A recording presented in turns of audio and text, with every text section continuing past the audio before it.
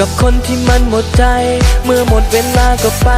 จะเศร้ากันไปทำไมมันไม่ได้มีใครตายเคยใช้ชีวิตแบบไหนก็ทำมันไปแบบนั้นเพราะความรู้สึกของเราตอนนี้นะมันไม่ต่างกันมันก็เป็นวัฏจักรเดิมพอได้กันแล้วก็ต่างคนก็ต่างเหมือนไม่แค่ใครแล้วเพราะต่างคนก็ต่างเดินจะไปทางไหนให้ไปเถอะไปเลยเชิญแก้วนี้ให้รักห่วยแตกจะเมามันก็ไม่แปลกจะคุยค่อยคุยตอนเช้าตอน